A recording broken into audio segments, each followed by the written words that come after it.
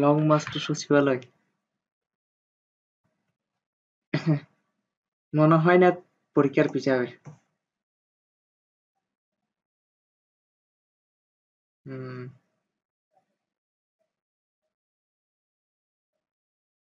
পরীক্ষা পিছাবে না plus calculator ইয়াটা দিয়ে দিল না নোটিশটা।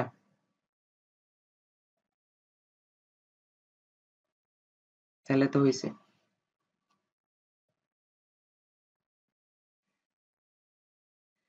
তাহলে আমরা হচ্ছে এখন গাসফড়িং করবো। তো গাসফড়িং হচ্ছে যে ইম্পর্টেন্ট আবার কঠিনও। হ্যাঁ, কঠিন লাগবে না যদি আজকের পর আজকে কমপ্লিট করে ফেলি এরকম। আজকে আমি পড়াই দিব, পড়াবার পর যদি আজকের পড়া আজকেই রিভাইজ দিয়ে ফেলোস তাহলে কি কঠিন লাগবে না? তাহলে কিন্তু কঠিন লাগবে। প্রথম কথা হচ্ছে যে আমি যখন গাসফড়িং পড়তাম, আমি গাসফড়িং পড়তে গিয়ে আমার মাথায় শুধু একটাই আসছে কথা আসছে, এত দুনিয়ার এত পোকামাকড় থাকতে গাসফড়িংটাই কেন দিছে? হুম, পুরা জীবন তেনা বেনা করে বলছিলাম আমার। তো এখন পরে দিয়ে আবার ইজি লাগতো ৩-৪ বার পড়ার পর। তো ঘাসফড়িং পর্ব কোন পর্বের প্রাণী? এটা কি বলা লাগে? অবশ্যই আর্থ্রোপোডা। অবশ্যই আর্থ্রোপোডা হবে না? অবশ্যই আর্থ্রোপোডা। আর্থ্রোপোডা কিন্তু প্রাণী জগতের বৃহত্তম পর্ব, জানোস তো? এগুলো প্রাণী শ্রেণীবিন্যাসে পড়া। আর্থ্রোপোডাতে সাধারণত পোকামাকড়, পতঙ্গ ওই জিনিসগুলো থাকে, তাই না? তো ঘাসফড়িং কি? ঘাসফড়িং এক ধরনের পতঙ্গ না? তো ঘাসফড়িং যেহেতু পতঙ্গ তার মানে কি আর্থ্রোপোডাটি পোড়াতে থাকবে। আর ক্লাস হচ্ছে ইনসেক্টা, কারণ ইনসেক্টা মানে কি পোকা, পতঙ্গ। সেই জন্য এটাই লাগবে। আর লাগবে যে বৈজ্ঞানিক নামটা। এটা একবার ঢাকা মেডিকেল আসছিল ঘাসফড়িং এর বৈজ্ঞানিক নাম। বৈজ্ঞানিক নাম কি? পয়েকিলোসেরাস পিকটাস। পয়েকিলোসেরাস পিকটাস। ওকে। তো বৈজ্ঞানিক নামটা এতগুলো মনে রাখা পসিবল না পুরো জুলজি বইতে, তাই না? তো মোটামুটি অপশন দেখলে যেন আমরা চিনতে পারি ঘাসফড়িং এর বৈজ্ঞানিক নাম পিপি, তাই না? পিপি। পি দিয়ে হচ্ছে পয়কিলোসেরাস আর পি দিয়ে হচ্ছে পিকটাস। বুঝতে পারছি? তাহলে এই জিনিসগুলো পড়লেও হবে। আর সাধারণ পরিচিতি মানে কি? সাধারণ পরিচিতি হচ্ছে পৃথিবীতে 20,000 প্রজাতির ঘাসফড়িং আছে। কত প্রজাতির ঘাসফড়িং আছে? 20,000 প্রজাতি। এখানে আচ্ছা 20,000 প্রজাতির ঘাসফড়িং আছে। বাংলাদেশে এর মধ্য থেকে মাত্র 20 প্রজাতির ঘাসফড়িং পাওয়া যায়। 20,000 প্রজাতির মধ্যে বাংলাদেশে কত প্রজাতির ঘাসফড়িং পাওয়া যায়? 20 প্রজাতির ঘাসফড়িং পাওয়া যায়। আর 20 প্রজাতির মানে কি? প্রজাতি মানে কি? প্রজাতি মানে হচ্ছে কিছু ঘাসফড়িং সবুজ কালার, কিছু ঘাসফড়িং বাদামি কালার, তাই না? তো বাদামি কালারের ঘাসফড়িং গুলো এক প্রজাতির, সবুজ কালারের ঘাসফড়িং গুলো আরেক প্রজাতির। তো এরকম এরকম 20,000 প্রজাতির ঘাসফড়িং আছে। আর 20,000 ঘাসফড়িং এর মধ্যে 20 প্রজাতির ঘাসফড়িং হচ্ছে যে বাংলাদেশে পাওয়া যায়। আবার প্রজাতি বলতে শুধু গায়ের রঙের উপর ভিত্তি করে যে প্রজাতি ভাগ করছে এমন না। অন্য কোনোটা পা আছে, কোনোটা পা নাই, কোনোটা ডানা একরকম, আরেকটা ডানা একরকম। তো এইভাবে করে প্রজাতি ভাগ করছে। আমি জাস্ট এক্সাম্পল দিলাম। তো এত কিছু তো পড়া লাগবে না। আমাদের পড়া লাগবে কি? পৃথিবীতে 20,000 প্রজাতির ঘাসফড়িং আছে, বাংলাদেশে পাওয়া যায় 20 প্রজাতির ঘাসফড়িং। হ্যাঁ, তারপর হচ্ছে ঘাসফড়িং হচ্ছে তৃণভোজী। ঘাসফড়িং কি? ঘাসফড়িং কি? তৃণভোজী। তৃণভোজী মানে কি? এটা তো আশা করি বোঝানো লাগবে না, তাই না? ওই ছোট কালো উদ্ভিদ খেয়ে ওরা থাকে। খাবার হিসেবে হচ্ছে ঘাস টাস এগুলা খায় আর কি তৃণভোজী। তো যারা ঘাস টাস খায় এগুলো তো ওদের জন্য এগুলো তো ওদের জন্য শাকসবজি, তাই না? তো সেজন্য ওদেরকে বলা শাকাশি। ওই যে রুই মাছে পড়াইছি না, ওদের জন্য শাকাশি। কিন্তু আবার তৃণভোজী কি? আমাদের জন্য, আমাদের শাকসবজি আবার আলাদা, তাই না? আমরা তো আর পটলও খাই, কাঁকরোলও খাই, ওগুলো শাকসবজি বলি, তাই না? তারপর হচ্ছে কি প্রতিকূল আবহাওয়ায় এটা লাগবে এমসিকিউর জন্য। এমসিকিউর জন্য 20,000 প্রজাতি, 20 প্রজাতি এগুলো লাগবে। আবার হচ্ছে প্রতিকূল আবহাওয়ায় মানে, প্রতিকূল আবহাওয়া মানে তো বুঝছো ঝড় বৃষ্টি হচ্ছে, তুফান টুফান হচ্ছে, ওইরকম আবহাওয়ায় ও দিনে প্রায় 15 কিলোমিটার পর্যন্ত উড়ে যেতে পারে। ঠিক আছে, 15 কিলোমিটার পর্যন্ত সামনে যেতে পারে। তারপর হচ্ছে ঘাসফড়িংকে কেন ইনসেক্টটা, ইনসেক্টটা কেন মানে পতঙ্গ কেন? হ্যাঁ, ঘাসফড়িংকে কেন ইনসেক্টটা বলা হয়? এটা ওই অনুধাবনমূলক প্রশ্নে আসে। ইনসেক্টটা কেন? ওই ইনসেক্টটা কেন কেন? পতঙ্গ নরমালি যে পতঙ্গগুলো থাকে না, আর্থ্রোপোডাতে যে পতঙ্গগুলো থাকে ওদের দেহটা হচ্ছে 3 খণ্ড বিশিষ্ট। তারপর হচ্ছে 3 জোড়া সন্ধিযুক্ত পা থাকে, জটিল পুঞ্জাক্ষী থাকে, 1 জোড়া অ্যান্টেনা থাকে। ওকে? এগুলো হচ্ছে যে একটা পতঙ্গের এক্সাম্পল। মানে একটা পতঙ্গের মধ্যে কি থাকে? 3 খণ্ড বিশিষ্ট দেহ, 3 জোড়া সন্ধিযুক্ত পা, জটিল পুঞ্জাক্ষী ও 1 জোড়া অ্যান্টেনা যুক্ত। তো এই সবগুলো আবার ঘাসফড়িং এর মধ্যে পাওয়া যায়। তাহলে কি ঘাস ফড়িং এর পতঙ্গের মধ্যে পড়তেছে না, ইনসেক্টের মধ্যে পড়তেছে না? তো সেই জন্য ঘাস ফড়িংকে পতঙ্গ বলা হয়। বুঝতে পারছি? তা আমার এখনো মনে আছে, এটা যখন আমাদেরকে উদ্ভাসে ভাই একটা পড়াচ্ছিল, তো তখন ক্লাসের একজন জিজ্ঞেস করছে, স্যার তাহলে কি আমরা পতঙ্গ না? ভাইটা জিজ্ঞেস করলো কেন এই কথা কেন আসছে, বলছে যে আমাদেরও তো উপাঙ্গ আছে, হাত পা আছে। হ্যাঁ, তো তো ভাই বলতেছে যে তোর কি ৩ জোড়া সন্ধিযুক্ত পা আছে কিনা বলতো। প্রথম কথা হচ্ছে তার মানে সন্ধিযুক্ত পা থাকতে হবে কয় জোড়া? ৩ জোড়া। এই যে দেখ, এই ১ জোড়া, ২ জোড়া, ৩ জোড়া, দেখছস? ৩ জোড়া সন্ধিযুক্ত পা। তারপর হচ্ছে আমাদের দেহ কি ৩ খণ্ড বিশিষ্ট নাকি? হ্যাঁ, ৩ খণ্ড বিশিষ্ট। মাথা, তারপর বুক থেকে পেট, তারপর পেট থেকে পা, তাই না? ৩ খণ্ড বিশিষ্ট, এটা মিলছে। তারপর হচ্ছে আমাদের কি জটিল পুঞ্জাক্ষী আছে? নাই। পুঞ্জাক্ষী কি? এটা আমি পরে বুঝাবো, এখন না। তারপর হচ্ছে আমাদের কি অ্যান্টেনা আছে? আমাদের অ্যান্টেনা আছে? অ্যান্টেনা নাই। তাইলে পতঙ্গ আর আমাদের মধ্যে পার্থক্য আশা করি বুঝাতে পারছি। আরেকটা কথা এখানে লিখে রাখতে পারো, অ্যান্টেনাকে বাংলায় ইয়া বলে, শুঙ্গ। কি বলা হয়? শুঙ্গ। শুঙ্গ। অ্যান্টেনাকে বাংলায় বলা হয় শুঙ্গ। তারপর হচ্ছে আরেকটা কথা আমাদের ওয়ার্ড লাগে, সেটা হচ্ছে যে পঙ্গপাল। আরেকটা ওয়ার্ড হচ্ছে কি? পঙ্গপাল।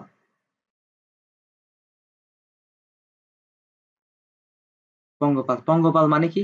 পঙ্গপাল মানে হচ্ছে যে, আমি বলছিলাম ঘাসফড়িং এর অনেক প্রজাতি, প্রায় ২০,০০০ প্রজাতি, তাই না? তো ২০,০০০ প্রজাতির মধ্যে একটা প্রজাতি ঘাসফড়িং আছে যেগুলো দেখতে বাদামি বর্ণের। কেমন দেখতে? বাদামি বর্ণের। ওকে, তো বাদামি বর্ণের ঘাসফড়িংকে কি পঙ্গপাল বলা হয়? না। তবে বাদামি বর্ণের ঘাসফড়িং গুলো কি কি করে? ওরা কোথাও যদি অ্যাটাক করে, ওরা একসাথে দল বেঁধে ১,০০,০০০ ২,০০,০০০ ঘাসফড়িং একসাথে দল বেঁধে অ্যাটাক করে।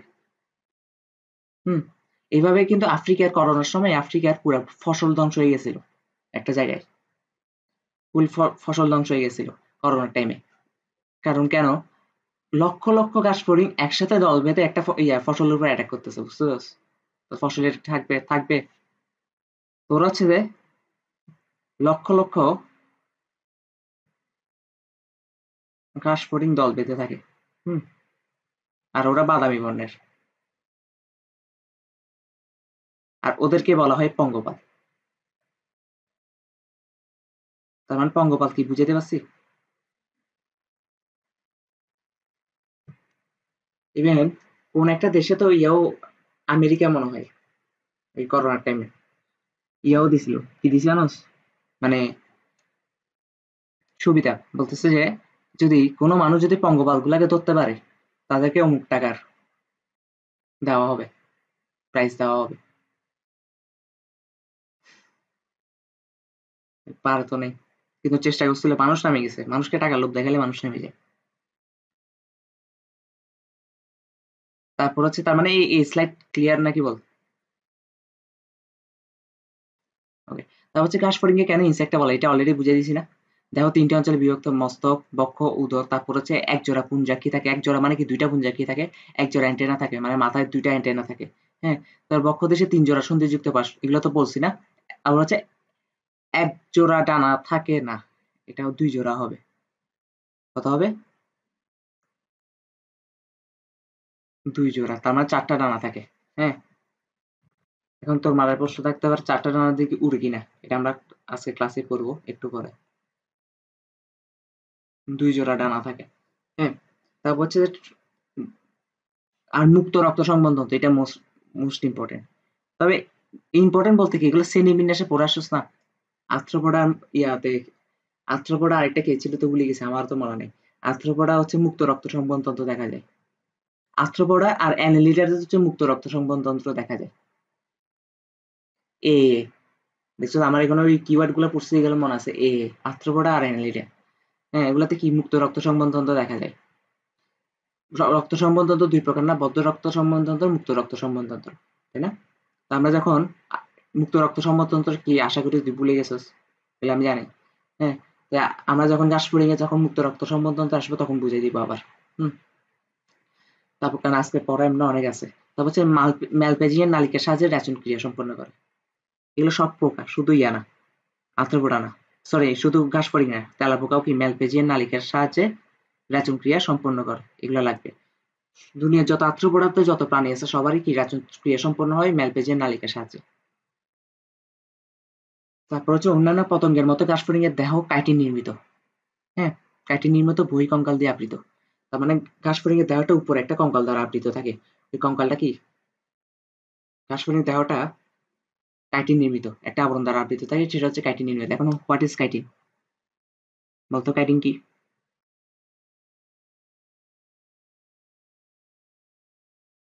কাইটিন হচ্ছে একটা জটিল পলিস্যাকারাইড। কাইটিন মানে কি? জটিল পলিস্যাকারাইড।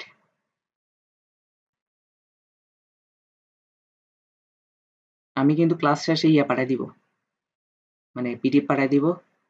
আমি যা পড়াইছি একবার যখন পড়াই দিচ্ছি তো রিভাইজ দিতে হলে বেশি হলে 20 মিনিট লাগবে, তাই না? বেশি হলে আধা ঘন্টা লাগবে, তো আধা ঘন্টা রিভাইজ দিতে পারবি না তুই? আর এখন তো নিজের জন্য করতেই হবে, কিন্তু নাহলে ভুলে যাবি, এটা 100% শিওর থাক, ভুলে যাবি। তাহলে জটিল পলিস্যাকারাইড, পলিস্যাকারাইড মানে কি? কার্বোহাইড্রেট আর কি। তো কার্বোহাইড্রেট অনেক প্রকার হতে পারে, মনোস্যাকারাইড, ডাইস্যাকারাইড, পলিস্যাকারাইড। তো এই ধরনের পলিস্যাকারাইড হচ্ছে জটিল পলিস্যাকারাইড। পলিস্যাকারাইড মানে কি? অনেকগুলো মনোস্যাকারাইড দ্বারা গঠিত। এখন তার পলিস্যাকারাইড বুঝতে পারবো না, জাস্ট এটা বুঝছে একটা জটিল কার্বোহাইড্রেট। ওকে, তারপর হচ্ছে কি বাহ্যিক অঙ্গসংস্থান। ওকে, তারপর হচ্ছে দেহ সরু, এটা তো দেখলে বোঝা যায়, সরু, লম্বাটে, বেলনাকার, তাই না? বেলনাকার, দ্বিপার্শ্বীর প্রতিসম। দ্বিপার্শ্বীর প্রতিসম মানে তো বুঝোস, যদি আমরা মধ্য অক্ষ বরাবর ভাগ করি তাহলে ডান অংশ আর বাম অংশ সমান পাবো। তারপর হচ্ছে যে দৈর্ঘ্য হচ্ছে পূর্ণাঙ্গ প্রাণীর লম্বায় প্রায় 8 সেন্টিমিটার লম্বায় থাকে, এগুলো এমসিকিউর জন্য লাগবে। তারপর হচ্ছে বর্ণ হচ্ছে হলদে সবুজ অথবা বাদামি অথবা উজ্জ্বল নীল হলুদ হতে থাকে, এগুলো তো মুখস্থ জিনিস, এগুলো আমার বুঝাই দেওয়ার তো কিছু নাই, আছে। তো হচ্ছে আবরণ হচ্ছে কাইটিন যুক্ত কিউটিকল দ্বারা আবৃত, একটু আগে বুঝাইলাম। হুম, বহিঃকঙ্কাল, এইখানে একটা জিনিস করতে হবে, সেটা হচ্ছে হাইপোডার্মিস মিশ্রিত পদার্থের সৃষ্ট সৃষ্ট এবং প্রতিটি দেহখণ্ডকে স্ক্লাইড বলে, মোস্ট ইম্পর্টেন্ট একটা কথা। হ্যাঁ, মার্ক করে দিতাম, কিন্তু আমার এখানে দাগ পড়তেছে না, যে এই যে দেখছো কোনো দাগ পড়তেছে না। তবে দাগ পড়াবার জন্য একটা কাজ করতে পারি, দাগগুলা পিছনে পড়তেছে, বুঝছস? ওকে, এখন পরে কিনা দেখি, এই যে এখন ওর, আচ্ছা, যেগুলা প্রথম কথা হচ্ছে যে এটা পুরো একটা ডিএমকে মেথড। ডিএমকে মানে বুঝছ তো, ডাইরেক্ট মুখস্থ করতে হবে। তারপর হচ্ছে হাইপোডার্মিস, যে ওয়ার্ডগুলো তোর পড়া লাগবে এগুলো আমি লিখে দিচ্ছি, হ্যাঁ, বেশি করে, কারণ ওই ওয়ার্ডগুলো আমার বুঝে দেওয়া লাগবে। হাইপোডার্মিস, হাইপোডার্মিস মানে কি বলতো? হাইপো মানে কি? হাইপো মানে কি? হাইপো মানে, হাইপো মানে হচ্ছে নিচ, নিচ, নিচে। হাইপো মানে হচ্ছে নিচে। আর ডার্মিস মানে কি? এটা না পারলে মার দিব, ডাইরেক্ট মার। ডার্মিস মানে হচ্ছে আবরণ, ওয়ার্ডটা আসে ডার্মা থেকে। হুম, আবরণ, তাহলে নিচের আবরণ, তাই না? তো ঘাসফড়িং এর যে বহির্যুক্ত একটা, মানে কাইটিনযুক্ত কিউটিকল পাওয়া যায় আবরণটা, তাই না? একদম বহিঃকঙ্কাল যেটা আর কি, বাইরের আবরণটা, ওই বাইরের আবরণের ঠিক নিচে একটা আবরণ থাকে, সেটাকে হচ্ছে হাইপোডার্মিস বলতেছি। ওকে, তার মানে বাইরের আবরণের নিচের আবরণ, তাকে আমরা কি বলতেছি? হাইপোডার্মিস। হুম,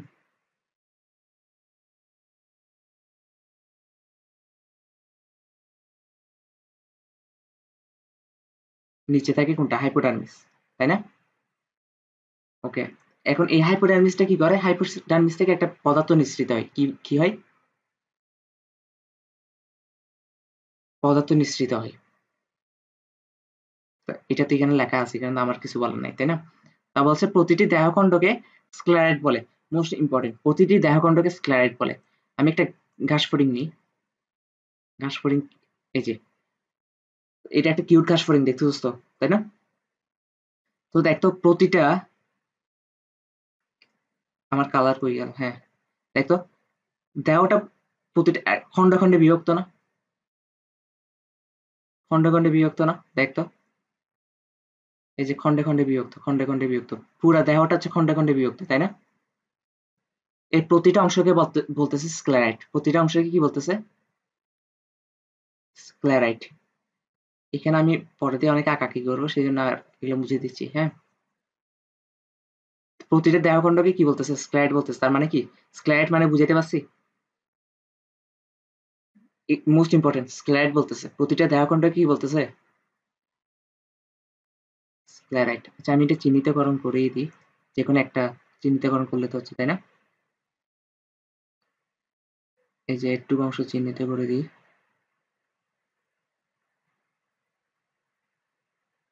এটা কি? স্ক্লেরাইট। শুধু এটাকে ভাবিস না, আবার সবগুলা কিন্তু স্ক্লেরাইট। স্ক্লেরাইট। আচ্ছা, অন্যগুলো অন্য কালার দিয়ে দিব। তাহলে স্ক্লেরাইট মানে কি বুঝাতে পারছি আশা করি।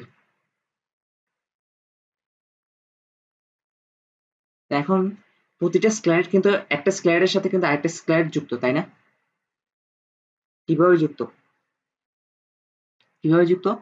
ওই যে সূচার থাকে, সূচার, সূচারের মাধ্যমে যুক্ত, দেখছস? সূচার। তার মানে একটা স্ক্লেরাইট আরেকটা স্ক্লেরাইটের সাথে কিভাবে যুক্ত থাকে? এই যে মধ্য জায়গায় একটা একটা জিনিস থাকে, এই মধ্য জায়গায় যে একটা স্ক্লেরাইট একটা স্ক্লেরাইটের সাথে যুক্ত থাকে কিভাবে? সূচারের মাধ্যমে। কিসের মাধ্যমে? সূচারের মাধ্যমে। তার মানে এটাও এমসিকিউ। হুম। তাহলে এটা তো শেষ। তারপর হচ্ছে যে দৈহিক অঞ্চল তিনটি অঞ্চলে বিভক্ত। হ্যাঁ, একটা হচ্ছে মাথা, একটা হচ্ছে দেহ, আর একটা হচ্ছে উদর, তাই না? মাথা, বুক, উদর। এখন মাথাটাতে, মাথার মধ্যে আবার, মাথাটা আবার বিভিন্ন খণ্ডে বিভক্ত, ৬টা খণ্ডে বিভক্ত। কয়টা খণ্ডে? ৬টা খণ্ডে। তো ৬টা খণ্ডের মধ্যে ইয়াটা কি বলে, মাথার মধ্যে কি কি থাকে? এটা মোস্ট ইম্পর্টেন্ট একটা কথা। কি কি থাকে? এটা মোস্ট কি ইম্পর্টেন্ট একটা লাইন। এটা কেমনে মনে রাখবো? দাগটা পড়তেছে না। আচ্ছা, এবার মনে রাখ। মস্তক। মস্তকে কি কি থাকে? মস্তকে ওরা বলতেছে পুঞ্জাক্ষী থাকে, অ্যান্টেনা থাকে, সরলাক্ষী থাকে, মুখবাঙ্গ থাকে, তাই না? পুঞ্জাক্ষী, অ্যান্টেনা, সরলাক্ষী, মুখবাঙ্গ। তো এই জিনিসগুলো আমাদের কি মনে রাখতে হবে। এখন কেমনে মনে রাখবো? আপুর সরল মুখ। কি মনে রাখবো? আপুর সরল মুখ।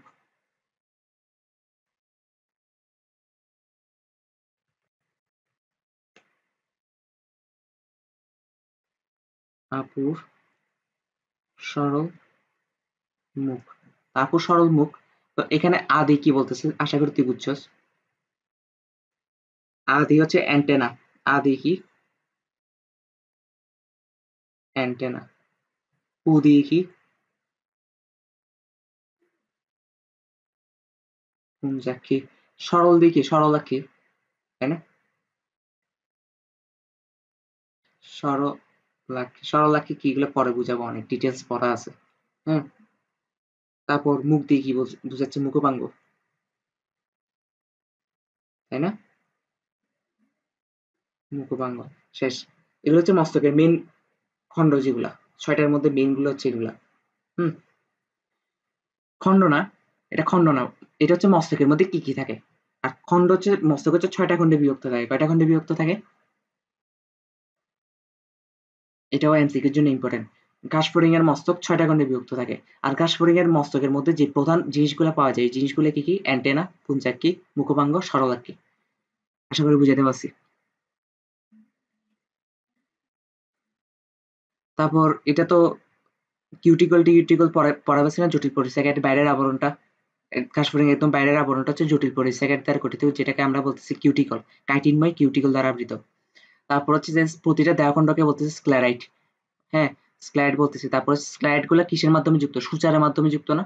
কিসের মাধ্যমে যুক্ত? সূচারের মাধ্যমে যুক্ত। তো এতগুলা শেষ। তারপর হচ্ছে যে ইয়া,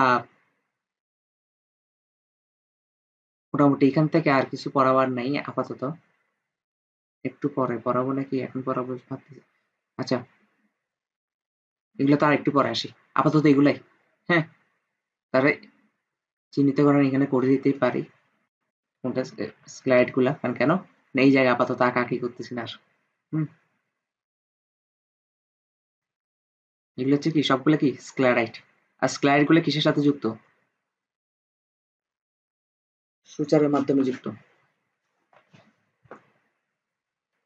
তাহলে আমরা এখানে কিওয়ার্ড দিয়ে যাতে স্লাইডটা দেখার সাথে সাথে সব সব মনে পড়ে যায় সেই ব্যবস্থা করে দিচ্ছি। হুম, স্ক্লেরাইট যুক্ত করে কিওয়ার্ড গুলো পড়লেই হবে না, সব মনে পড়ে যাবে না। স্ক্লেরাইট যুক্ত করে। এবার হচ্ছে ঘাসফড়িং এর মস্তক। হুম, এদের প্রতিটা দেহের মধ্যে সমস্যা আছে। হুম, পড়া বেশি। তো মস্তক হচ্ছে 6টা ভ্রূণীয় খণ্ড দ্বারা গঠিত। কয়টা? আমি শুধু কিওয়ার্ড গুলা লিখতেছি। হুম, 6টা ভ্রূণীয় খণ্ড দ্বারা গঠিত। ভ্রূণীয় খণ্ড কেন বলা হচ্ছে? কারণ এটা ভ্রূণ অবস্থায় তৈরি হচ্ছে সেজন্য খণ্ডগুলা। হুম, 6টি প্রথম কিওয়ার্ড হচ্ছে কি 6টা ভ্রূণীয় খণ্ড দ্বারা গঠিত পুরা মস্তকটা। হ্যাঁ, তো এটা তো বাইরে দেখতে পারবো না, ভিতরে হয়তো খণ্ডে খণ্ডে বিভক্ত আর কি, 6টা খণ্ডে বিভক্ত। হ্যাঁ, তো এটা হচ্ছে একটা কথা। তারপর সেকেন্ড পড়া তো যেটা পড়া লাগবে সেটা হচ্ছে যে মাথার আবরণটা, এই যে ফুল মাথা, যে মাথাটা নিশ্চয় একটা আবরণ দ্বারা আবৃত, তাই না? চামড়া আছে না? তো মাথার এই আবরণটাকে বলা হয় হেড ক্যাপসুল। আবরণ কি?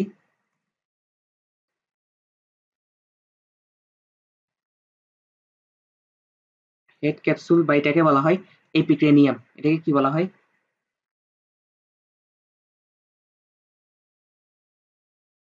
এপিক্রেনিয়াম। তাহলে এটা হচ্ছে সেকেন্ড কিওয়ার্ড। আমি কিন্তু অনেক ইজি করে পড়াবার ট্রাই করতেছি। হুম, বই পড়লে কিন্তু মাথা ঘুরে যাবে শিওর। বইতে কি লিখছে কি বুঝাচ্ছে নিজেও বুঝবি না। তাহলে কিওয়ার্ড কি 6টা ভ্রূণীয় খণ্ড থাকে, আর মাথার যে আবরণ এটা হচ্ছে হেড ক্যাপসুল বা এপিক্রেনিয়াম বলে। হ্যাঁ, তারপর হচ্ছে যে এই যে দেখ, এখানে একটা ছিদ্র আছে দেখ, এই যে দেখছস মুখচিত্র, এটা মুখচিত্র। এই মুখচিত্রটাকে বলা হয় হাইপোকনেথাস। এটাকে কি বলা হয়? হাইপোকনেথাস, হাইপোকনেথাস।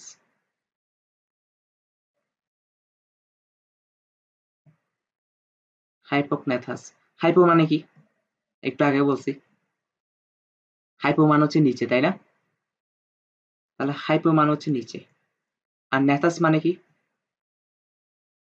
নেথাস মানে হচ্ছে চোয়াল। তো ঘাসফড়িং এর আসলে ঘাসফড়িং এর মুখটা তো এখানে আমরা 2D চিত্র দেখতেছি, তাই না? আমি যদি ঘাসফড়িংটা দেখাতে, ঘাসফড়িং এর মুখটা কিন্তু নিচের দিকে থাকে, দেখছস নিচের দিকে মুখ করে আছে যে। ওর মাথাটাও কিন্তু ওর বডির সাথে 90 ডিগ্রি কোণে আছে। ওর মাথাটা নিচের দিকে আর বডিটা এদিকে, তাই না? এটা 90 ডিগ্রি কোণ না? ও কিন্তু সোজা হয়ে তাকাইতে পারে না, সোজা হয়ে কিন্তু এদিকে দেখতে পারে না, ওর চোখ সবসময় নিচে। তাহলে ওর সামনে চলে কেমনে? না, এটা পরে বলতেছি। হুম, তো না দেখলে উড়বে উড়বে কেমনে? মানে বাড়িও তো খেতে পারে, সামনে কিছু একটা থাকলে বাড়ি খেতে পারে না। তো প্রথম কথা হচ্ছে ওর মুখটা হচ্ছে দেখ নিচের দিকে না? এইখানে উচ্চ চোয়াল থাকে আর এখানে নিম্ন চোয়াল থাকে, তাই না?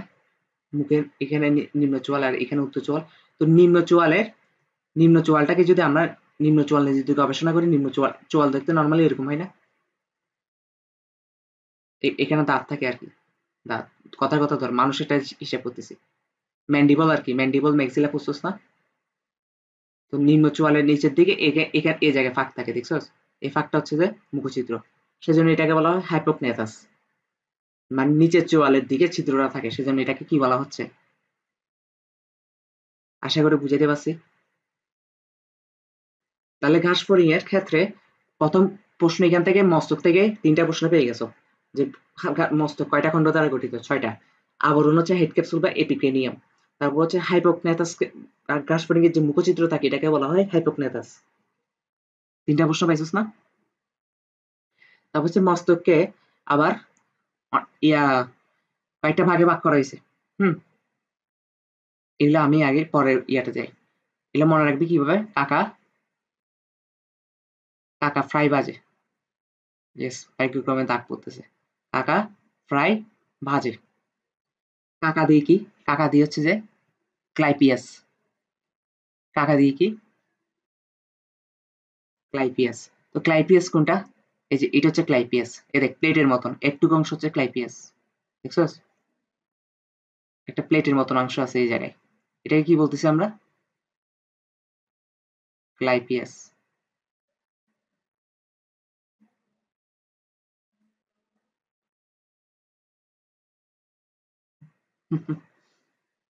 আমার থেকে তো মনে হচ্ছে super hero, super hero, super হিরোরা মাস্ক পরে না, ওই মাস্ক টাইপের।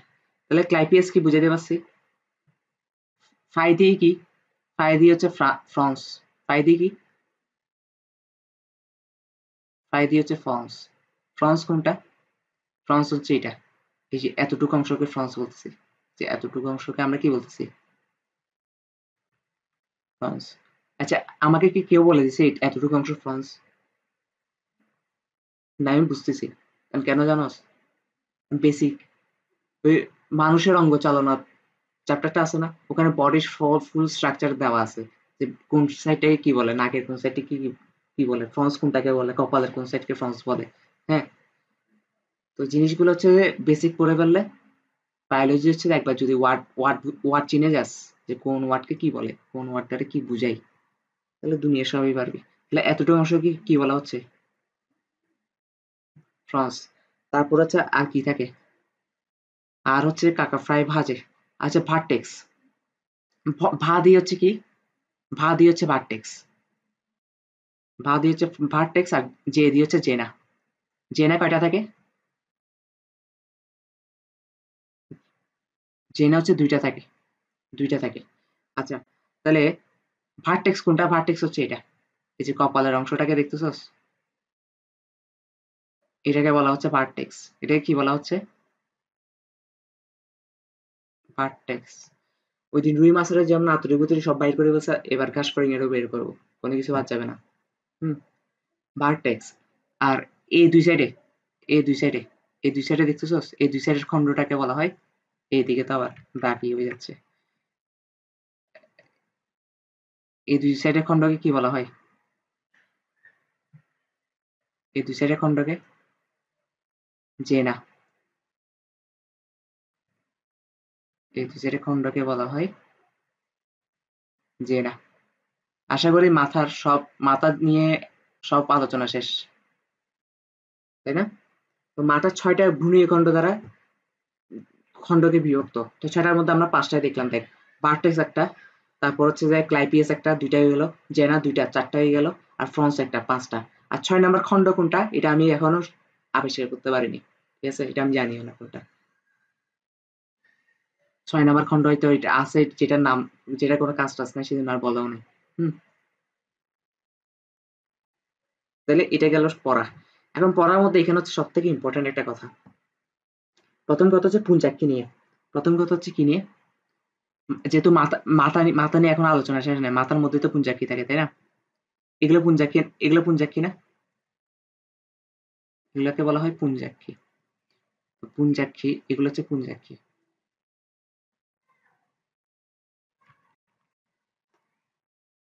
এই পুঞ্জাক্ষী গুলাকে কি বলা হয় জানোস? এই পুঞ্জাক্ষী গুলাকে বলা হয় যৌগিক চক্ষু। কি বলা হয়?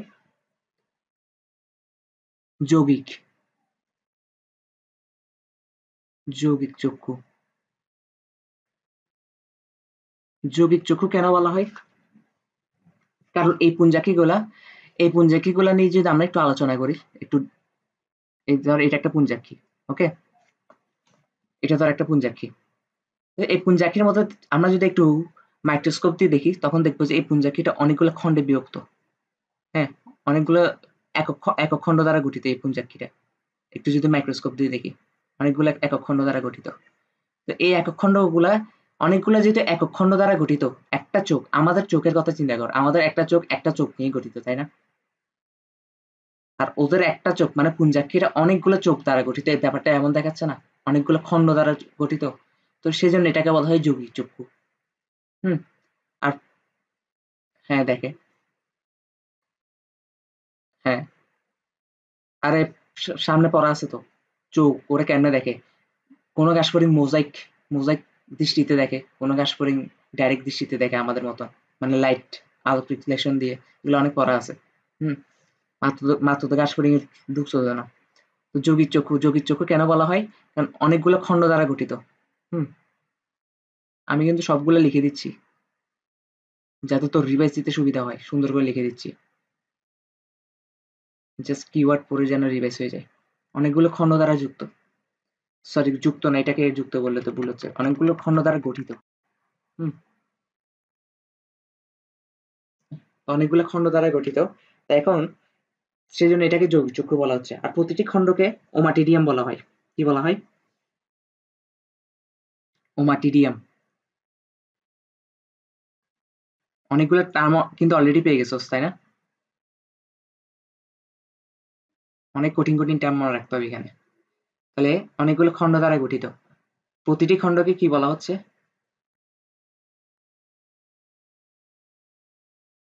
প্রতিটি খণ্ড হচ্ছে যে ওমাটিডিয়াম।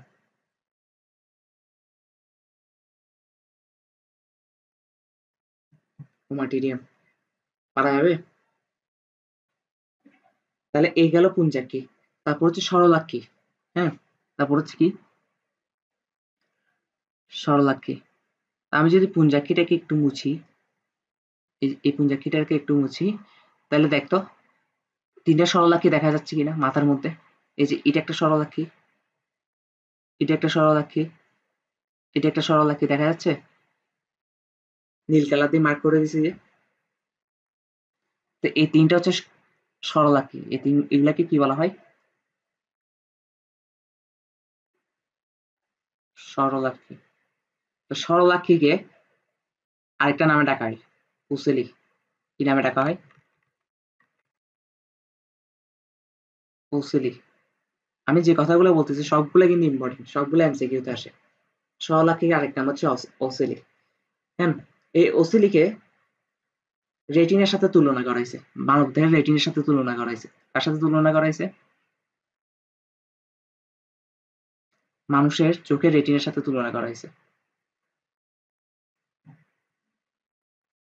এটাও মোস্ট ইম্পর্টেন্ট প্রশ্ন। আমার এখনো মনে আছে, ইয়া উদ্ভাসে পরীক্ষা দিচ্ছি, আর তো বিবেক আর আমি একসাথে বসছিলাম আর কি, তারা চোখের সাথে তুলনা করে। তো এমসিকিউ আসছিল আর কি, যে সরলাকৃ ঘাসফড়িং সরলাকৃর মানুষের কোনটার সাথে তুলনা করতেছে। তো ওখানে এতে কর্নিয়া লাগাইছিল, আমি বলতেছি এটা রেটিনা হবে, এতে বহুত কনফিডেন্ট যে এটা কর্নিয়া হবে, কিন্তু এটা কি হবে?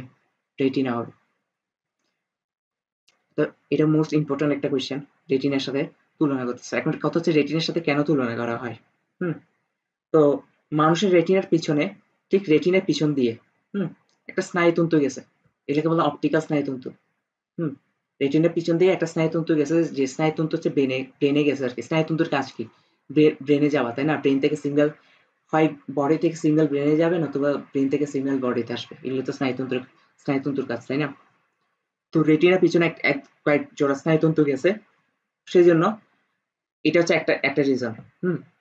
তারপর হচ্ছে যে ইয়া রেটিনাতে সংবেদী কোষ থাকে না, রড কোষ আর কোন কোষ। কোষে দুই ধরনের কোষ থাকে রেটিনার মধ্যে, একটা রড কোষ, একটা হচ্ছে কোন কোষ। তো এগুলো হচ্ছে সংবেদী অঙ্গ, তাই না? সংবেদী কোষ। তো এই দুইটা জিনিস রেটিনার ক্ষেত্রে ঘটতেছে। তার মানে রেটিনার ক্ষেত্রে কোন দুইটা জিনিস ঘটতেছে? একটা হচ্ছে পিছন দিয়ে স্নায়ুতন্তু গেছে, আর একটা হচ্ছে যে সংবেদী কোষ থাকে, তাই না, রেটিনার মধ্যে, রড কোষ আর কোন কোষ। ঠিক সেম কাজটা হচ্ছে সরলাক্ষীর মধ্যে ঘটছে। হ্যাঁ, সরলাক্ষীর পিছন দিয়ে স্নায়ুতন্তু গেছে। এটা হচ্ছে একটা রিজন। তাহলে আমরা লিখে দিই কারণ।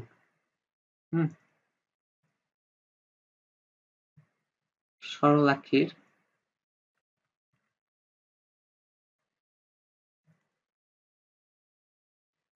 পিছনে স্নায়ুতন্তু গেছে, যেটা রেটিনারও গেছে। এটা একটা রিজন। আরেকটা রিজন কি? আরেকটা রিজন হচ্ছে যে এটা একটা গেল, আরেকটা কি বলছিলাম আমি? সংবেদী কোষ। আর সরলাক্ষীতে সংবেদী কোষ থাকে। কি থাকে? সংবেদী কোষ থাকে। এই দুইটা মিল আমি শর্টকাটে লিখছি, রেটিনারটা লিখিনি আর কি। রেটিনারটা লেখা লাগবে? লেখা লাগবে না, কারণ কেন আমি কারণ লিখে দিছি না, কারণ তার মানে এগুলো থাকে বলে কি, তার মানে রেটিনার এগুলো থাকে সেজন্য, তাই না? আমি গেটটা খুলে দিয়ে আসি, দাঁড়া। তাহলে কেন রেটিনার সাথে তুলনা করতেছি আশা করি বুঝাতে পারছি। তাহলে ফাইনালি আমাদের মাথা শেষ। আমাদের কি শেষ? মাথা শেষ। তারপর এটা হচ্ছে কি, একটা কাজ করে দেখা যাচ্ছে, তাই না? এবার হচ্ছে অ্যান্টেনা পড়বো। মাথার মধ্যে অ্যান্টেনা পাওয়া যায় না? আচ্ছা, মাথা এখন শেষ হয় না, অ্যান্টেনা কি পড়াবে? অ্যান্টেনা। হ্যাঁ, তো অ্যান্টেনা কি কোনটা আশা করি চিহ্নিতকরণ করে দেওয়া লাগবে না। তুই চিনতেছস অ্যান্টেনা কোনটা? অ্যান্টেনা হচ্ছে এটা, তাই না? এটা হচ্ছে অ্যান্টেনা। ওকে, খুব ভালো কথা। এখন অ্যান্টেনাটা যদি আমরা একটু মাইক্রোস্কোপ দিয়ে দেখি, তখন আমরা একটা জিনিস দেখবো। অ্যান্টেনা একদম গোড়ার অংশটা, যেটা মাথার সাথে যুক্ত। হুম, এই যে একদম গোড়ার অংশটা, একদম গোড়ার অংশটা যেটা মাথার সাথে যুক্ত, এটাকে আমরা বলতেছি স্কেপ। এটাকে আমরা কি বলতেছি? স্কেপ। স্কেপ। তারপর হচ্ছে যে গোড়ার ঠিক উপরে আরেকটা অংশ থাকে। আরেকটা কি থাকে? অংশ থাকে, এই যে অংশটা, এই অংশটা, এই অংশটাকে বলা হয় পেডিসেল। এটাকে কি বলা হয়? পেডিসেল।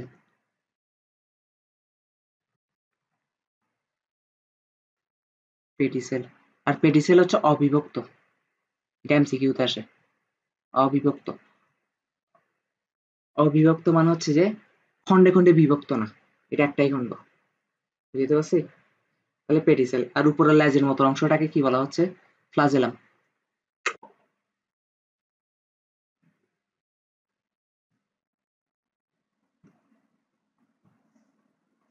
তাহলে উপরের লেজের মতো অংশটাকে কি বলা হচ্ছে? ফ্লাজেলাম।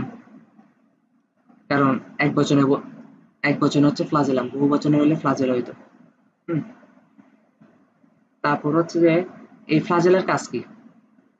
অ্যান্টেনার কাজ কি?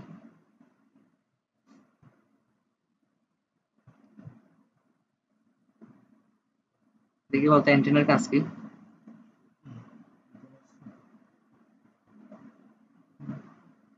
অ্যান্টেনার কাজ হচ্ছে যে ঘ্রাণ, স্পর্শ ও শব্দ তরঙ্গ অনুভব করা। ঘ্রাণ, স্পর্শ ও শব্দ তরঙ্গ অনুভব করা।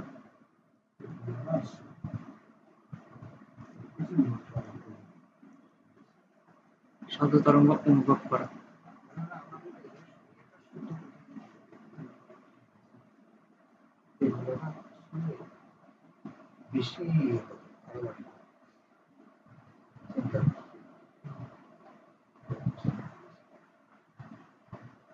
তাহলে অ্যান্টেনার কাজ কি বুঝাতে পারছি কিনা বল? তাহলে অ্যান্টেনা শেষ।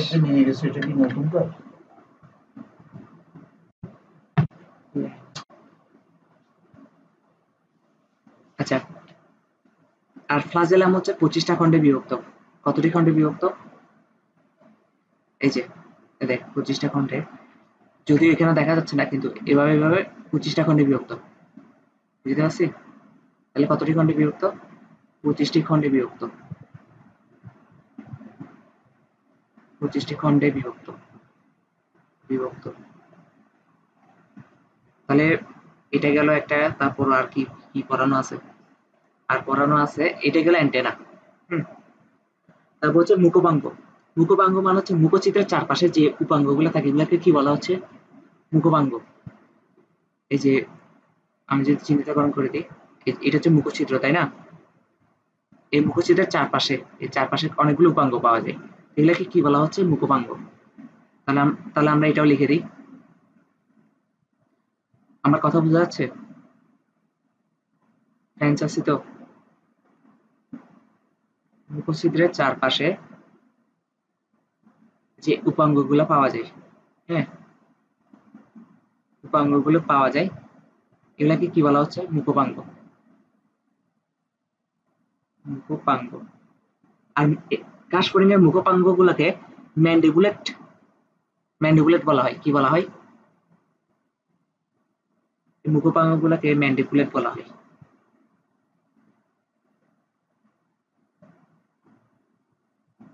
ম্যান্ডিবুলেট বলা হয়।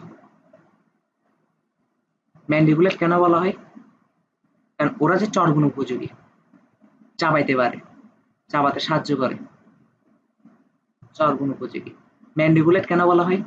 কারণ আমরা কিভাবে চিবাই, মানুষের কথা চিন্তা করতো, মানুষ যে চিবাই, খাবার চিবাই, মেইনলি হেল্প করে কোনটা? ম্যান্ডিবুলার না? মানে নিচের চোয়ালটা না? আমরা বেশিরভাগ কিন্তু চাপ দিই নিচের চোয়াল দিয়ে, তাই না? তো ব্যাপারটা হচ্ছে সেজন্য, আর এদের মুখোপাঙ্গগুলা চিবাতে সাহায্য করে বলে এদেরকে বলা হয় ম্যান্ডিবুলেট মুখোপাঙ্গ। তাহলে এই গেল মাথা, এবার ফাইনালি মাথা শেষ, এবার হচ্ছে মুখের কাজ। আর কাজ এবার মুখের কাজ। ওকে, তাহলে এটা তো লিখছি। কাশফড়িং এর মুখোপাঙ্গ সমূহ হচ্ছে হাইলাম, মানে মুখোপাঙ্গে কি কি থাকে, ওই যে বলছি না, মুখচিতের চারপাশে মুখোপাঙ্গ থাকে, যে মুখচিতের চারপাশে যে উপাঙ্গগুলো থাকে এগুলোকে কি বলা হচ্ছে? হাইলাম না, মুখোপাঙ্গ। কি বলা হচ্ছে? মুখোপাঙ্গ। আর কি কি মুখোপাঙ্গ থাকে এটা কিভাবে মনে রাখবো? হাইলাম। কিভাবে মনে রাখবো?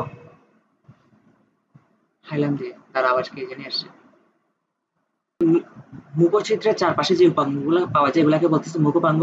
আর কি কি মুখোপাঙ্গ পাওয়া যায় এটা কিভাবে মনে রাখবো? হাইলাম দিয়ে। কিভাবে মনে রাখবো? হাইলাম দিয়ে। কই হাইলাম কই? এই যে হাইলাম। হাই দিয়ে হচ্ছে হাইপোফেরিংস। হাই দিয়ে কি? হাইপোফেরিংস। লা দিয়ে কি? ল্যাব্রাম আর লেবিয়াম। ল্যাব্রাম মানে কি? ল্যাব্রাম মানে হচ্ছে ইয়া উপরের ঠোঁট। আমাদের দুইটা ঠোঁট না? কাশফড়িংয়েরও দুইটা ঠোঁট। তো উপরের ঠোঁটটাকে বলা হচ্ছে ল্যাব্রাম। হুম, উপরের ঠোঁট। আর লেবিয়াম কি হবে তার মানে? নিচের নিচের ঠোঁট। ঠোঁটকে কি অষ্ট না কি বলতো না? ঠোঁটকে আবার কি একটা বলে না? অষ্ট। অষ্ট না কি একটা বলে তো। তো তার মানে কি এটা সুন্দর ভাষায় লিখলে উদ্ধ অষ্ট, অধ অষ্ট। হুম, আমি বাজি এত ব্যাকরণ পারি না, এত ব্যাকরণ পারি না। আমি যেটা নর্মাল ওয়ার্ড সেটা লিখে দিলাম। হুম, তাহলে এটা গেল কথা। তারপর হচ্ছে যে আর মদে কি? ম্যাক্সিলা আর ম্যান্ডিবল। ম্যাক্সিলা কি আর ম্যান্ডিবল কি? এগুলো তো মানুষের ঊর্ধ্ব চোয়াল আর নিম্ন চোয়াল আর কি। হুম, তাহলে ম্যাক্সিলা কি? ম্যাক্সিল হচ্ছে নরমালি ঊর্ধ্ব চোয়াল, কিন্তু কাশফড়িং এর ঊর্ধ্ব চোয়াল কিন্তু মানুষের মতন উপরের দিকে থাকে এমন কোনো কথা নেই। হ্যাঁ, আমরা আমরা দেখবো, আমরা দেখবো। হ্যাঁ, বাট ম্যাক্সিলা বলতে আমরা নরমালি যেটা বুঝি সেটা হচ্ছে কি ঊর্ধ্ব চোয়াল। আর ম্যান্ডিবল বলতে যেটা আমরা বুঝি সেটা হচ্ছে কি নিম্ন চোয়াল।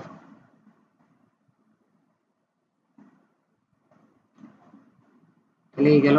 এবার হচ্ছে মুখ নিয়ে পড়ালেখা। হ্যাঁ, মুখের সাইডটা কিন্তু একটু কঠিন, মুখের সাইডটা একটু কঠিন।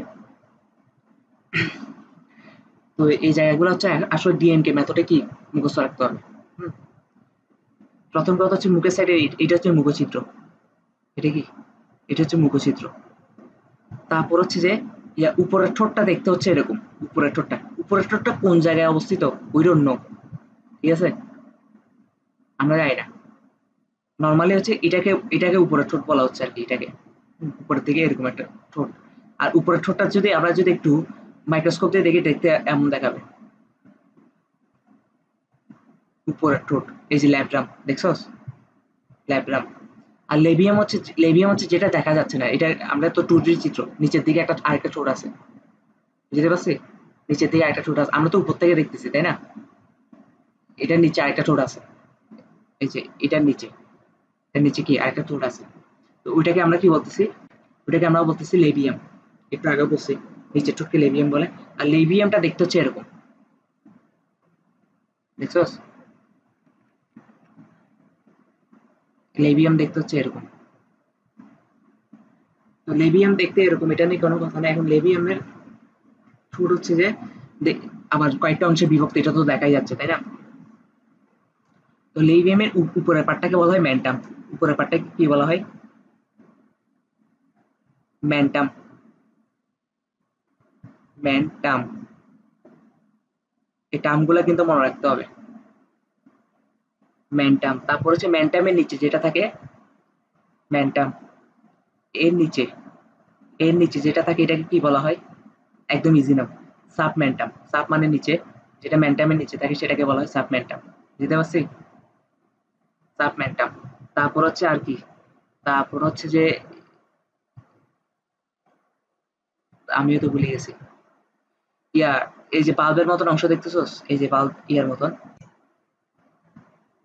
এগুলাকে বলা হয় লিগিউল। এগুলাকে কি বলা হয়? লিগিউল। তারপর এই যে এক্সট্রা, এক্সট্রা একটা উপাঙ্গ বের হচ্ছে না এখান থেকে দেখতো, এই যে কাটা, এই যে দেখছস, এই এক্সট্রা উপাঙ্গ গুলাকে বলা হয় পাল্প। এগুলাকে কি বলা হয়? পাল্প। যেগুলো, যেহেতু এটা লেবিয়াম থেকে উৎপন্ন হচ্ছে, এগুলাকে কি বলা হয়? Labial pulp. পাল্প, এগুলাকে কি বলা হয়? Labial pulp.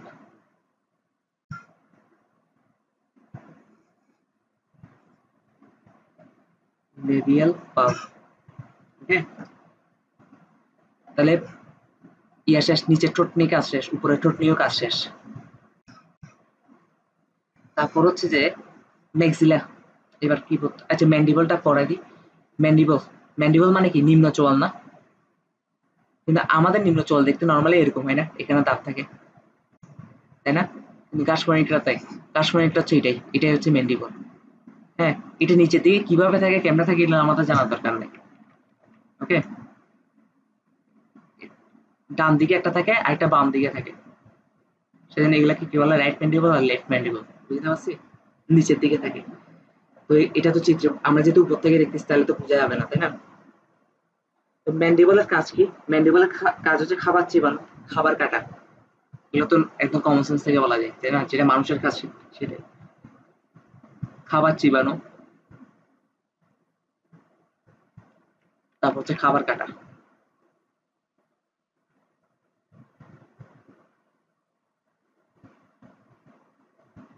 খাবার চিবানো, খাবার কাটা, তাহলে ম্যান্ডিবলের কাজটা আমরা বুঝতে পারছি, তাই না?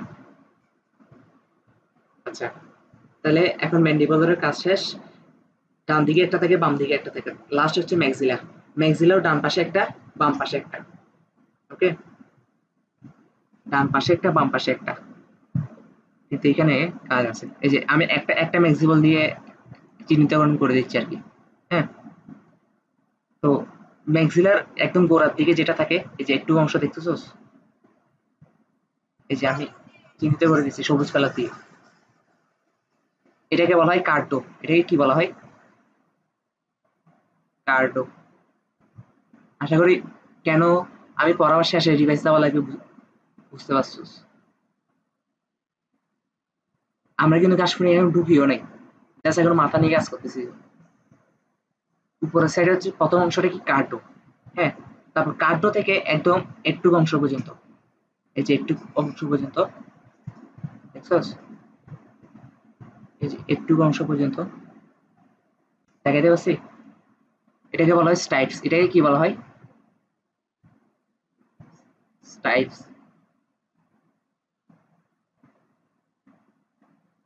তাহলে কার্ডো শেষ, স্টাইপস শেষ। তারপর স্টাইপস এর নিচে দিয়ে দেখতো একটা ছোট নোকের মতন একটা অঙ্গ বেরিয়েছে। এই নোকের মতন অঙ্গটাকে বলা হয়, এই নোকের মতন অঙ্গটাকে বলা হয় লেসিনিয়া। এটাকে কি বলা হয়? লেসিনিয়া।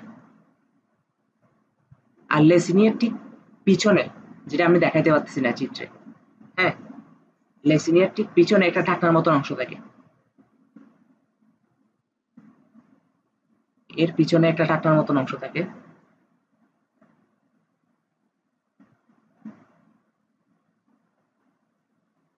ঢাকনার মতন অংশ থাকে, এটাকে বলা হয় গ্যালিয়া।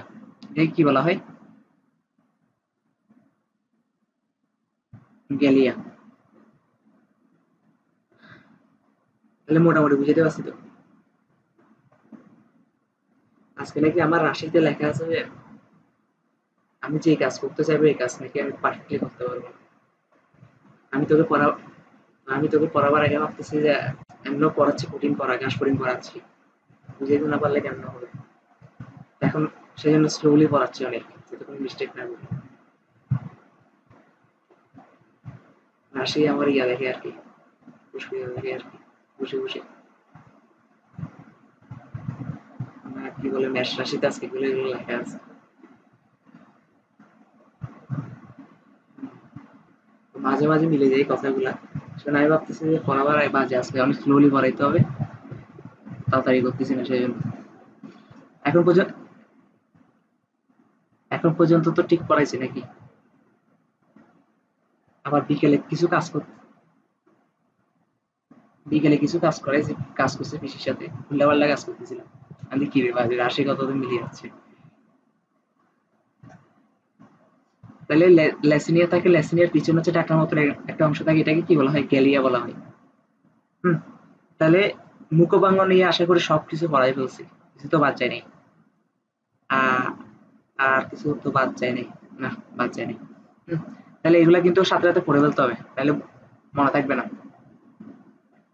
তারপর এই যে এখানে সব লেখা আছে, ল্যাব্রাম হচ্ছে উপরের অষ্ট গঠন করে।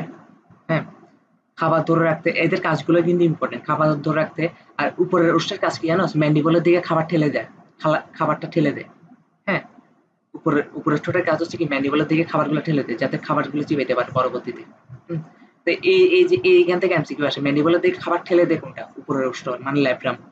হুম, এবং স্বাদ নিতে সাহায্য করে। তারপর হচ্ছে ম্যান্ডিবল হচ্ছে তিনটি কোণা, কালো বাদামি রঙ, এগুলো তো ডিএমকে মেথডে মুখস্থ করতে হবে, এগুলো বুঝাবার কিছু আছে? তিন কোণা কালো বাদামি রঙের বেশ এগুলো। তারপর হচ্ছে সুচালো করাতের মতো দাঁতযুক্ত। তারপর হচ্ছে খাদ্য কেটে চিবানো সাহায্য করে, এটা তো লিখছি। তারপর হচ্ছে ম্যাক্সিল হচ্ছে এটা ৫টি খণ্ডে লেখা, এটা ৫টি খণ্ড হবে না, এটা কয়টি খণ্ড হবে? মেনলি হচ্ছে ২টা খণ্ড। মেনলি কয়টা? ২টা। তো ২টার মধ্যে প্রথমটা হচ্ছে কার্ডো যেটা বলছি। হ্যাঁ, তারপর একটা হচ্ছে স্ট্রাইপস। আর স্ট্রাইপস এর থেকে একটা নোক বেরিয়েছে, সেটাকে বলা হচ্ছে লেসিনিয়া। আর লেসিনিয়ার পিছনে থাকে কি? গ্যালিয়া। হুম, ও একটা জিনিস বাদ গেছে, সেটা হচ্ছে ম্যাক্সিলারি পাল্প। ওই যে বলছি না এক্সট্রা উপাঙ্গ কি বলা হয়? পাল্প বলা হয় না? একটু আগে বলছি না?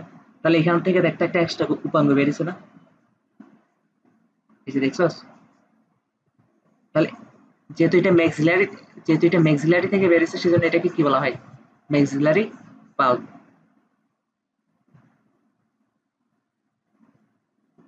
পাল্প মানে হচ্ছে একশো উপাঙ্গ। হুম, এরকম কাটার মতন, কাটার মতন দেখছস? কাটার মতন যে ঠিক সেম ঘটনা কিন্তু এখানে ঘটছে দেখছস? এখানে একটা কাটার মতন একশো একশো উপাঙ্গ বেরিয়েছে। তো এটাকে বলা হচ্ছে লেবিয়াল পাল্প, যেহেতু লেবিয়াম থেকে উৎপন্ন হয়েছে। বুঝতে পারছি? মানে ম্যাক্সিলারি পাল্প। তারপর হচ্ছে লেবিয়াম মানে কি? অধঃষ্ঠ। লেবিয়ামকে তৃতীয় জোড়া ম্যাক্সিলার প্রতিনিধি বলা হয়। এটা এমসিকিউর জন্য ইম্পর্টেন্ট। লেবিয়ামকে মানে নিচের ঠোঁটটাকে কি বলা হচ্ছে? দ্বিতীয় জোড়া ম্যাক্সিলার প্রতিনিধি মনে করা হয়। হ্যাঁ, এটা মুখস্থ করতে হবে। ম্যাক্সিলার প্রতিনিধি কাকে বলা হয়? লেবিয়ামকে বলা হয় ম্যাক্সিলার প্রতিনিধি। ম্যাক্সিলার প্রতিনিধি। আচ্ছা, ম্যাক্সিলার প্রতিনিধি কেন বলা হয়? ম্যাক্সিলার কোনটা? এটা না? এই যে এই জায়গায় ম্যাক্সিলার অবস্থিত, তাই না? ডান আর বাম। তো এই ম্যাক্সিলার মাঝখান দিয়ে অবস্থিত হচ্ছে কোনটা? অধঃষ্ঠটা অবস্থিত। দুইটা ম্যাক্সিলার মাঝখানে অবস্থিত, সেজন্য এটাকে প্রতিনিধি বলা হয়, ম্যাক্সিলার প্রতিনিধি বলা হয়। হ্যাঁ, তা হচ্ছে এটি মূলত দুটি খণ্ডে বিভক্ত, একটা হচ্ছে ম্যান্টাম, একটা সাবমেন্টাম, এগুলো তো বলছি তাই না? তারপর হচ্ছে এটি খাবারকে ফসকে দেওয়া রোধ করে, তারপর হচ্ছে চর্বিতে খাদ্য মুখে প্রবেশ করে। তারপর হচ্ছে যে লেবিয়াল পাল্প সংবেদনশীল অঙ্গ হিসেবে কাজ করে। এই লেবিয়াল পাল্প, লেবিয়াল পাল্প মানে কি? একটু আগে তো বুঝিয়ে দিয়েছে, এই যে এটা, এই দুটো হচ্ছে লেবিয়াল পাল্প না? এখান থেকে উৎপন্ন হয়েছে। এই পাল্প হচ্ছে কি? সংবেদনশীল অঙ্গ হিসেবে কাজ করে। হ্যাঁ, সংবেদনশীল অঙ্গ মানে কি? সংবেদনশীল অঙ্গ মানে হচ্ছে ঘ্রাণ, উদ্দীপনা, বিভিন্ন উদ্দীপনা গ্রহণ করে আর কি। ঘ্রাণ, তারপর হচ্ছে যে ঘ্রাণ টান, খাবার সাথে সম্পর্কিত কি আছে? ঘ্রাণই তো আছে তাই না? ঘ্রাণ টান এগুলো আর কি। এটি এই যে ঘ্রাণ, ঘ্রাণ, ঘ্রাণ স্বাদ, ভেরি গুড। ঘ্রাণ আর স্বাদ এগুলো হচ্ছে যে লেভেল পাল্প দ্বারা ও বুঝতে পারে। তা হচ্ছে যেহেতু ঘ্রাণ নিতে পারতেছে, হ্যাঁ, একটা খাবার নষ্ট হয়ে গেলে আমরা নাক দিয়ে শুকিয়ে দেখি না? একটা গন্ধ বেরোয় না? ঠিক সেম ভাবে ওরাও তো বুঝতে পারবে, যেহেতু ঘ্রাণ নিতে পারতেছে, তাহলে খাদ্য নির্বাচনে সাহায্য করে, উপযুক্ত খাদ্য নির্বাচনে সাহায্য করে।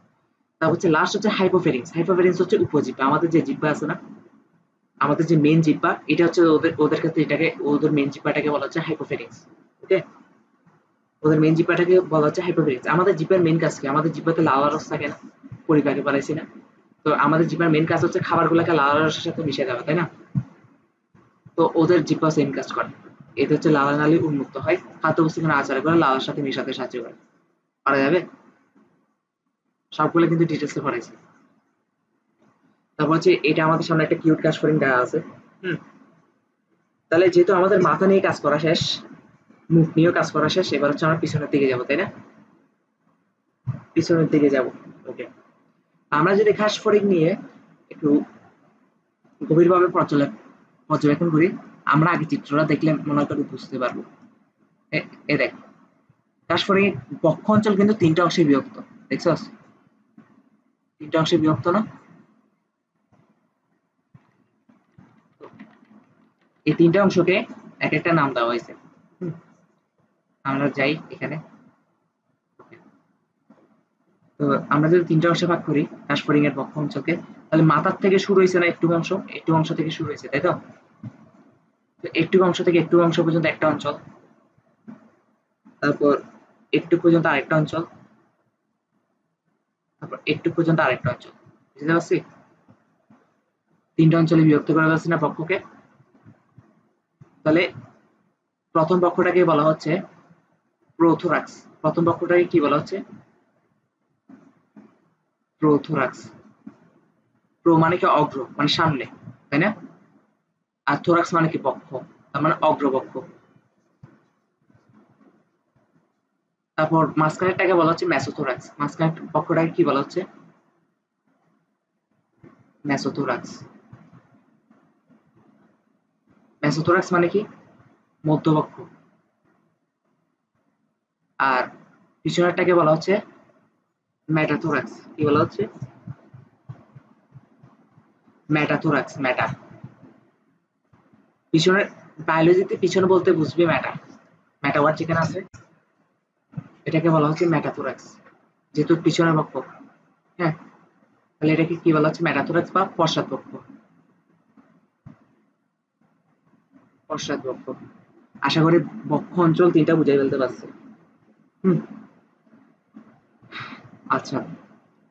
তারপর হচ্ছে যে বক্ষ, এই যে শুধু বক্ষ অঞ্চল না, আমরা একটু আগে কি পড়ছিলাম? আমরা একটু আগে পড়ছিলাম না ঘাসফড়িং এর পুরাটা দেহ হচ্ছে যে অনেকগুলো খণ্ড দ্বারা গঠিত, মানে অনেকগুলো খণ্ড যুক্ত। স্ক্লেরাইড বলে প্রতিটা খণ্ডকে কি বলা হয়? একটু আগে বলছি না, স্ক্লেরাইড গুলো কি দ্বারা যুক্ত থাকে? সূচারের মাধ্যমে যুক্ত থাকে না? আচ্ছা, সূচার ওয়ার্ডটা আরেক জায়গায় পাবি। আচ্ছা, আমি পারলে চালানোর অঙ্গ চালানোটা পড়াই দিই যদি পারে। হ্যাঁ, কারণ 21 তারিখের মধ্যে শেষ করে দিলে তো হচ্ছে, তাই না? কোনো কিছু বাদ রেখে লাভ কি যদি চান্স থাকে? হুম, তাহলে সূচার হচ্ছে আমাদের মাথাও কিন্তু অনেকগুলো খণ্ড দ্বারা যুক্ত। এই খণ্ড, আমাদের মাথার যে খণ্ড আছে না, এই খণ্ডগুলো হচ্ছে সূচারের মাধ্যমে যুক্ত থাকে। হ্যাঁ, তো এটার সাথে মিলিয়ে এটার নাম সূচার দিছে আর কি, কারণ এখানে অনেকগুলো খণ্ড সূচারের মাধ্যমে যুক্ত। আমরা পড়ছিলাম যে ঘাসফড়িং এর অনেকগুলো খণ্ড এইভাবে, এই যে পুরা ঘাসফড়িংটা কিন্তু এইভাবে অনেকগুলো খণ্ড দ্বারা, তাই না? অনেকগুলো খণ্ড দ্বারা যুক্ত। আমি আবার রাখতেছি কারণ আছে, অনেকগুলো খণ্ড দ্বারা যুক্ত।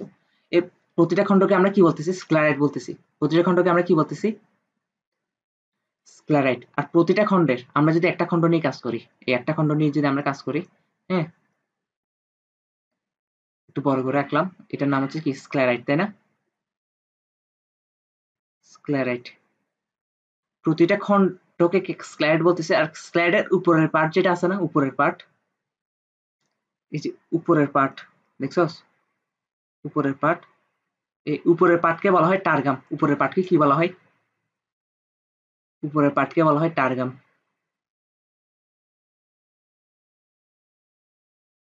আর নিচের পার্টটাকে কি বলা হয়? স্টারনাম। নিচের পার্টটাকে কি বলা হয়? স্টারনাম। আচ্ছা, স্টারনাম মানে শোনা শোনা লাগতেছে কিনা বলতো? আমাদের আমাদের যে বডি আছে, আমাদের যে বুক, আমাদের বুকগুলো অনেকগুলো রিব দ্বারা গঠিত না? এদিকে 12 জোড়া, এদিকে 12টা, এদিকে 12টা, মোট 24 জোড়া। আর একটা মাঝখানে একটা হাড্ডির সাথে যুক্ত, তাই না? তুই তোর বুকের মধ্যে হাত দিয়ে দেখ, মাঝখানে একটা হাড্ডি আছে না? এই হাড্ডিটাকে বলা হয় স্টারনাম। হ্যাঁ, তো স্ক্লেরাইডের নিচের পার্ট মানে কি? আমরা যদি কুমিরের মতন শুয়ে যাই, কুমিরের মতন শুয়ে যাইলে আমাদের স্টারনামটা নিচের দিকে চলে যাবে না? মানে খাটের সাথে যুক্ত থাকবে। তো এখানে দেখ, স্ক্লেরাইডের নিচের পার্টটা কিন্তু, স্ক্লেরাইডের নিচের পার্টটাকে সেজন্য কি বলা হচ্ছে? স্টারনাম বলা হচ্ছে। কারণ আমরা যদি কুমিরের মতন শুই বা কাঠফড়িংয়ের মতন থাকি, তাহলে আমাদের স্টারনামটা কিন্তু নিচে চলে যাবে, সেজন্য এটার নিচের নাম দিয়েছে স্টারনাম। বুঝতে পারছি? আর স্ক্লাইডের পার্শ্ববর্তী যে অঞ্চল, এই পার্শ্ববর্তী অঞ্চল দেখছস, এই পার্শ্ববর্তী অঞ্চলগুলা, এই পার্শ্ববর্তী অঞ্চলগুলাকে বলা হয় প্লিউরন। এটাকে কি বলা হয়? প্লিউরন। প্লিউরন। বুঝতে পারছি? স্ক্লাইড নিয়ে কাজ করা শেষ কিন্তু। ওকে। তার মানে এটা কেন বুঝাইলাম? এই কারণে বুঝালাম, তার মানে ঘাসফড়িং পুরা দেহটা এগুলা দ্বারা গঠিত, এইভাবে গঠিত, তাই না? তার মানে বুকের সাইড গুলো তো এভাবে গঠিত হবে, কারণ এগুলো তো ঠিকই প্রতিটা ইয়া দ্বারা গঠিত, স্ক্লাইড দ্বারা গঠিত, তাই না? এটা একটা স্ক্লাইড, এখানে একটা স্ক্লাইড, এখানে একটা স্ক্লাইড, এভাবে তো, তাই না? শুধু পড়ানোর কারণ এটাই যে বক্ষ অঞ্চলের স্লাইড গুলাতে টারগাম পাওয়া যায়, প্লিউরন পাওয়া যায়, স্টারনামও পাওয়া যায়, আর উদর গহ্বর স্লাইড গুলাতে প্লিউরন পাওয়া যায় না। বুঝতে পারছি? তাহলে আমরা এখানে একটা লিখে দিই,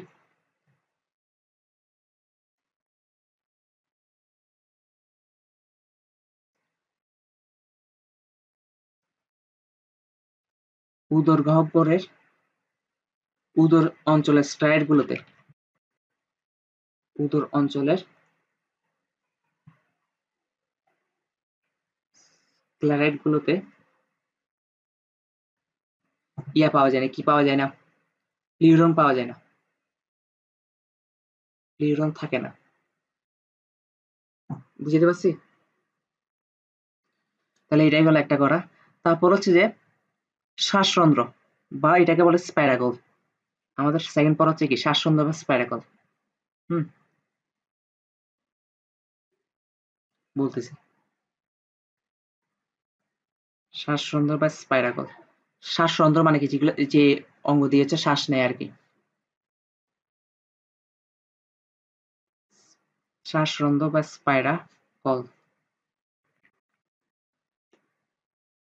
ঘাসফড়িং এ মোট 10 জোড়া শ্বাসরন্ধ্র রন্ধ্র বা স্পাইরাকল থাকে। মোট কয় জোড়া?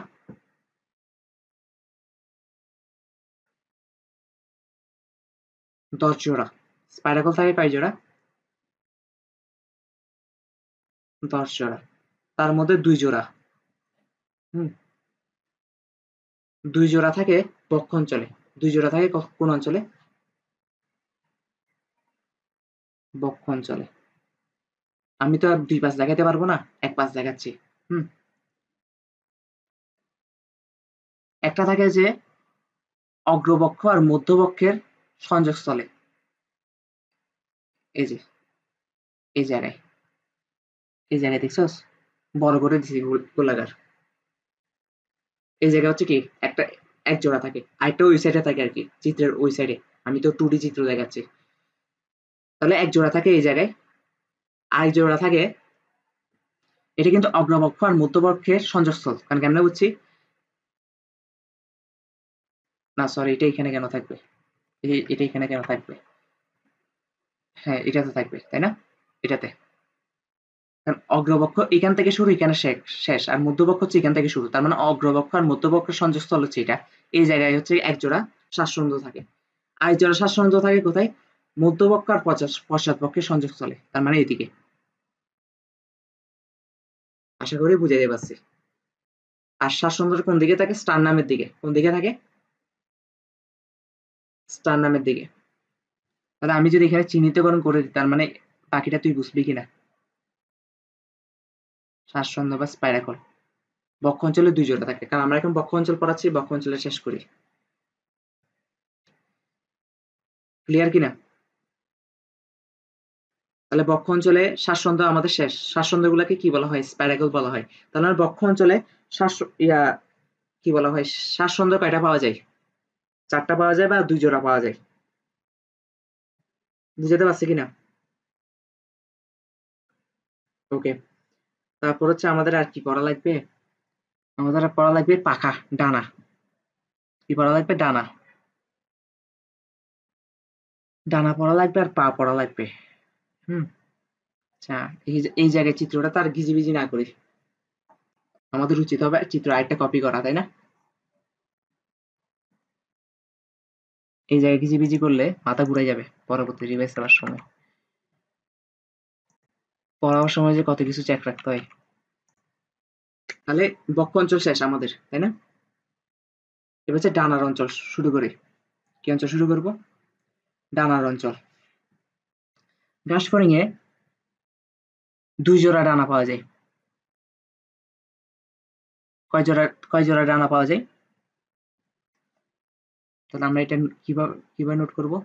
এভাবে লিখে দিই, ডানা। ডানা হচ্ছে কয় জোড়া? 2 জোড়া। 2 জোড়ার মধ্যে প্রথম জোড়া প্রথম জোড়া প্রথম জোড়া যেগুলো থাকে না, প্রথম জোড়াগুলো হচ্ছে যে মধ্যবক্ষ থেকে শুরু হয়েছে। কিসে থেকে উৎপন্ন হয়েছে? মধ্যবক্ষ থেকে উৎপন্ন হয়েছে। হুম,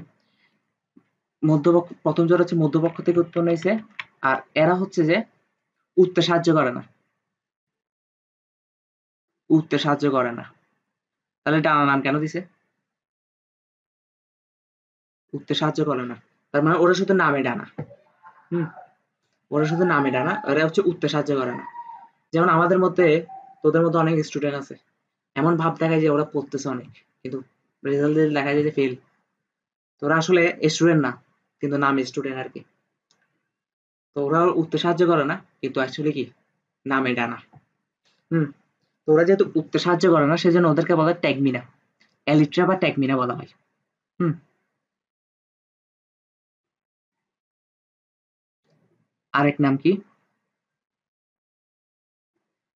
এগুলো কিন্তু এমসিকিউতে আসে। এলিট্রা এলিট্রা বা ট্যাগমিনা। কি বলা হয়? ট্যাগমিনা। ট্যাগমিনা। তাহলে এটা গেল প্রথম জোড়ার কাজ। তাহলে প্রথম জোড়ার কাজটা কি? একটা তো কাজ থাকবে, তাই না? একটা কিছু না কিছু কাজ থাকতে পারে। এটা হচ্ছে যে সেকেন্ড জোড়ার ডানাগুলোকে ঢেকে রাখে। আশা করি বুঝতে পারছি। তাহলে কাজটা কি?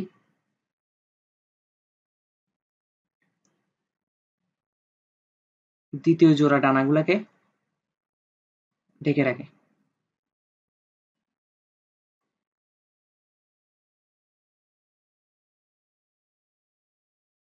পারা যাবে? ডানাগুলোকে ঢেকে রাখে। ওকে, তাহলে এতটুকু হয়েছে প্রথম জোড়ার কাজ। আর দ্বিতীয় জোড়া ডানা কি করে? উঠতে সাহায্য করে। এটা তো আর বলে লাভ নেই, তাই না? দ্বিতীয় জোড়া ডানা কি করে? উঠতে সাহায্য করে।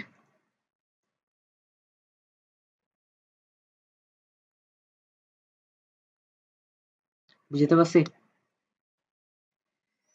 তাহলে এই গেল ডানা। ডানার কাজ শেষ।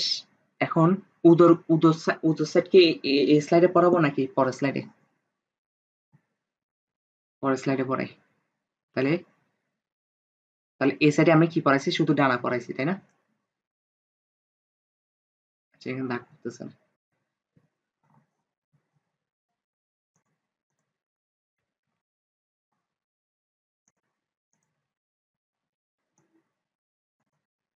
ওকে,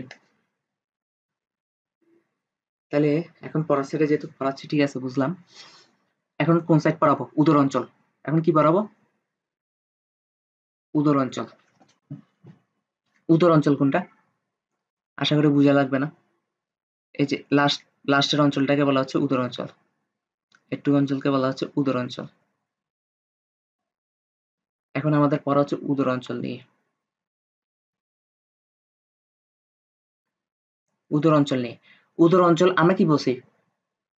পুরো ঘাস ফড়িং এর দেহটাই হচ্ছে অনেকগুলা খন্ড দ্বারা গঠিত, যুক্ত। এই প্রতিটা খণ্ডকে বলা হচ্ছে স্ক্লেরাইট।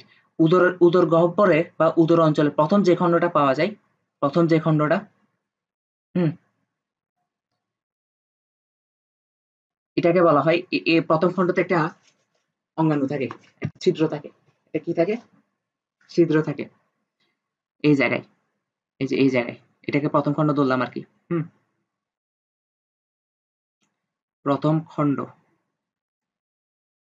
বা স্ক্লেরাইড আর কি। কিসের স্ক্লেরাইড? উদরের। হুম, উদর অঞ্চলের। এই জায়গায় একটা কি থাকে? ছিদ্র থাকে। একটা না, এক জোড়া, কারণ একটা তো দুই পাশে হিসাব করতে হবে না। কি থাকে? এক জোড়া ছিদ্র থাকে। এই ছিদ্রকে কি বলা হয়? টিম্প্যানা। কি বলা হয়? টিম্প্যানা। টিম্প্যানা কি করে? এটা হচ্ছে শ্রবণ অঙ্গ, শুনতে সাহায্য করে।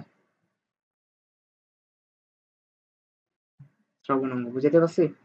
এটা কিন্তু মানুষের মতন মাথার কান থাকে না, ওদের ফ্যাটের দিকে কান থাকে। তাহলে এক জোড়া ছিদ্র থাকে, এটা হচ্ছে টিম্প্যানা। টিম্প্যানা হচ্ছে কি? শ্রবণ অঙ্গ। হুম, একটু বুঝাতে পারছি। তারপর হচ্ছে যে পা। আচ্ছা, আগে পা পা পা পড়ানো উচিত ছিল, সন্ধিযুক্ত পা গুলো পড়ানো উচিত ছিল। হুম, পা তো পড়ায়নি, তো এখন পা পড়ায়নি। হুম, পা কিন্তু বক্ষ অঞ্চলের অংশ। পা কিসের অংশ? পা অবশ্যই বক্ষ অঞ্চলের অংশ। এই যে সন্ধিযুক্ত পা দেখতেছস, আমি লিখে দিই, তাহলে আবার গুলাই ফেলবি। এই জায়গায় আমরা পড়ছি বক্ষ অঞ্চল, তাই না? বক্ষ অঞ্চল। তো বক্ষ অঞ্চল থেকে দেখ, পা কিন্তু তিন জোড়া, তাই না? এটা এক জোড়া, এই যে চোখের সামনে তো দেখতেছস, এই এক জোড়া, এই দুই জোড়া, এই তিন জোড়া, তাই না? তিনোটা পা। বক্ষ অঞ্চলে তিন জোড়া পা থাকে। কয় কয় জোড়া পা থাকে? তিন জোড়া পা। তিন জোড়া পা থাকে। তিন জোড়া পার মধ্যে প্রথম জোড়া পা, প্রথমটা হচ্ছে অগ্রবক্ষ থেকে উৎপন্ন, অগ্রবক্ষ থেকে। দ্বিতীয় জোড়া পা আশা করি এগুলো বলে দেওয়া লাগবে, মধ্যবক্ষ থেকে, তাই না? তারপর হচ্ছে তৃতীয় জোড়া পা। তৃতীয় জোড়া পা হচ্ছে যে পশ্চাৎ বক্ষ থেকে। হুম, এই জায়গায় কিন্তু অনেকে ভুল করে। অনেকে ভাবে যে তৃতীয় পাটা হচ্ছে উদর, উদর থেকে সৃষ্টি হয়েছে, উদর অঞ্চল থেকে। হ্যাঁ, কিন্তু একটু করে চিত্রটা ভালো করে খেয়াল করতো, তৃতীয় পা এটা না, এটা না, এটা উৎপত্তি হয়েছে এখান থেকে না, এখান থেকে না, এখান থেকে। এটা হচ্ছে পশ্চাৎ বক্ষ। হ্যাঁ, তাহলে আগে পাটা পড়ায় ফেলি। হ্যাঁ, উদরটা একটু স্কিপ রাখি, কারণ যেহেতু পাতে চলে আসছি। এই যে পা। হ্যাঁ, তো পাতে প্রথম দিকের অংশটাকে বলা হয় কক্সা। প্রথমে যে অংশটা থাকে, এই যে এইটুকু অংশকে কি বলা হয়? এটা ত্রিকোণাকার না? এটা দেখতে অনেকটা ত্রিকোণার মতন না? এই কক্স, এটাকে বলা হয় কক্সা। এটাকে বলা হয় কি? কক্সা। কক্সা কি? কক্সা হচ্ছে ত্রিকোণার। কক্সা কি? ত্রিকোণাকার।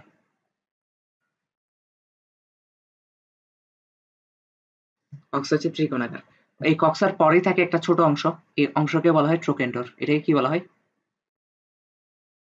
ট্রোকেন্ডর। তারপর এতটুক বড় অংশ দেখতেছস, এত বড় অংশ, এটাকে কি বলা হয়? ফিমার। এটাকে কি বলা হয়? ফিমার। তারপর হচ্ছে যে এই যে এতটুকু অংশ, এটাকে কি বলা হয়? টিবিয়া। তারপর টিবিয়ার পর এই এতটুকু অংশ, এটাকে কি বলা হয়? টার্সাস। টার্সাস।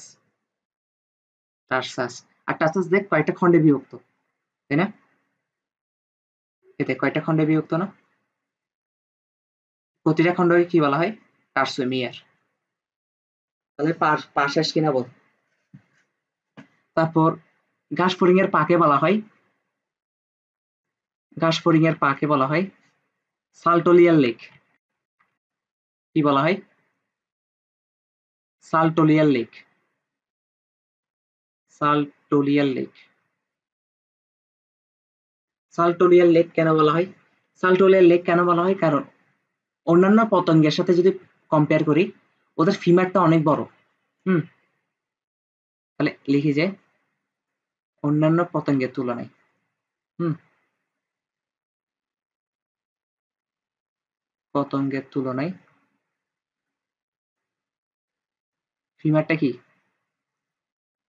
বড় এবং পেশিবহুল। পতঙ্গের সাথে কম্পেয়ার করলে, মানুষের সাথে না, আবার পেশিবহুল। ফলে ওরা অনেক দূর লাফিয়ে লাফিয়ে চলতে পারে।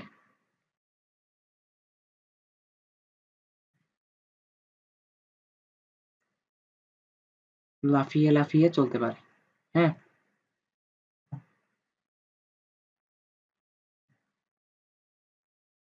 বুঝতে পারছিস, সেই জন্য ওদের পাকে কি বলা হয়, সালটোলিয়ান লেক বলা হয়। আশা করি পা নিয়ে কোনো প্রশ্ন থাকবে না। সব সব বুঝছিস কিনা বল। তারপর হচ্ছে আবার উদর অঞ্চলে আসলাম। হুম, তাহলে উদর অঞ্চলের প্রথম খণ্ডকে কি বলা হয়, প্রথম খণ্ডে যে স্ক্লেডটা থাকে, মানে প্রথম খণ্ড বা প্রথম স্ক্লেডে এক জোড়া ছিদ্র থাকে। ওই ছিদ্রটা হচ্ছে কি ছিদ্রটাকে টিম্পেনা বলা হয়। হ্যাঁ, আর টিম্পেনা হচ্ছে কি শ্রবণাঙ্গ হিসেবে কাজ করে। হিসেবে কাজ করে, শ্রবণাঙ্গ হিসেবে কাজ করে। আর উদর অঞ্চল হচ্ছে মোট 11টা খণ্ডে বিভক্ত। কতটা? 11টা। 2, 3, 4, 5, 6, 7 এভাবে করে 11টা খণ্ডে বিভক্ত। কয়টা খণ্ডে বিভক্ত? 11টি খণ্ড টোটাল উদর অঞ্চলে। বুঝতে পারছি? তাহলে টোটাল হচ্ছে 11টি খণ্ড। 11টি খণ্ডের মধ্যে লাস্ট যে খণ্ডটা আছে না, লাস্ট যে খণ্ডটা, এই লাস্ট খণ্ডটা নিয়ে একটা পড়া আছে। জেরে লাস্ট খণ্ডটা কিন্তু ফিমেলের ক্ষেত্রে একটু কোনার মতন না, আর মেলের ক্ষেত্রে এটা গোলাকার, তাই না? গোলাকার। তো লাস্ট খণ্ডটা পুরুষের ক্ষেত্রে গোলাকার, আর মহিলাদের ক্ষেত্রে কোণাকার। তো তোর সামনে যদি আমি এখন একটা চিত্র নিয়ে আসি, নাশপানি দেখতেছস, এটা কিন্তু বাস্তব চিত্র। দেখি তুই আমাকে বলতো কোনটা ছেলে কোনটা মেয়ে। বামেরটা ছেলে, তাই না? কারণ বামেরটা ছেলেকে আমরা বুঝছস, কারণ এ দেখ গোলাকার, তার মানে এটা কি পুরুষ। আমরা এভাবে পুরুষ চিহ্নিতকরণ করে বলতে পারি কোনটা পুরুষ কোনটা মহিলা। হ্যাঁ, যদি ঘাস ফড়িং বলে ওকে এভাবে করে ছবি তুলতে পারছে, মানুষকে যদি এভাবে উল্টে ছবি তুলতো মানুষ সাপ্লাই। তারপর হচ্ছে কি, ঘাস ফড়িং হচ্ছে এটা দেখ, এটা কিন্তু কোণাকার, তাই না? এ দেখ কোণাকার। এটা হচ্ছে কি পুরুষ, মহিলা। আশা করি বুঝাতে পারছি। তা উদর অঞ্চলে কি কি থাকে আমরা একটু দেখি। হ্যাঁ, পুরুষের উদর অঞ্চলটা হচ্ছে একটু ছোট, আর মহিলাদেরটা কি একটু বড়। কেন কেন বড়? মানে এটা কোণ আকারে বেড়ে গেছে তো, আর এটা তো গোলাকার। এটা গোলাকার, এটা কোণ আকারে একটু বেড়ে গেছে, তাহলে একটু বড় হয়ে যাবে না? তারপর হচ্ছে পুরুষেরটা হচ্ছে সরু, আর মহিলাদের হচ্ছে প্রশস্ত। তারপর হচ্ছে জননছিদ্রের অবস্থান। পুরুষ হচ্ছে উদরের অঞ্চলের নবম খণ্ডাংশে।